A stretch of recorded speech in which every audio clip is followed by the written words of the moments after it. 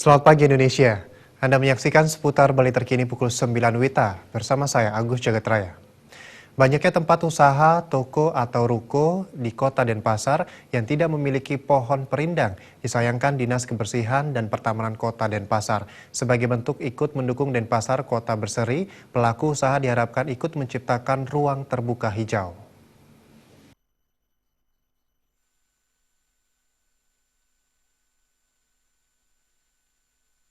Kepala Bidang Pertamanan Kota Denpasar Eka Jayana mengatakan, di Kota Denpasar, banyak pelaku usaha tidak memiliki kepedulian untuk menjaga ruang terbuka hijau.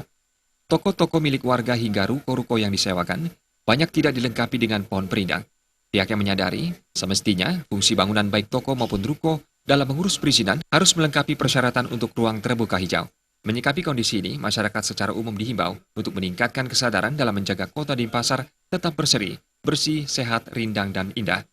Penyiapan areal parkir ini juga tidak kemudian menjadi batasan atau kendala untuk bisa menyiapkan ruang terbuka hijau. Artinya minimal ada pohon yang bisa diupayakan ditanam pada lokasi sesempit apapun. Kan rasanya kalau memang ya niatnya ada, pasti ada solusi yang bisa dicari untuk istilahnya upaya menanam pohon. Tidak sulit rasanya dengan luasan hanya 50 cm seperti itu persegi. Bisa menanam pohon ya tentunya dipilih pohon-pohon yang perakarannya tidak keras. Dengan pemilihan alternatif tanaman yang tidak merusak halaman tempat usaha yang kerap dijadikan areal parkir, dipastikan nuansa hijau dan rindang bisa diwujudkan dengan optimal. Suteja dan Joka, Bali TV. Nantikan seputar Bali terkini 1 jam mendatang. Selamat pagi dan sampai jumpa.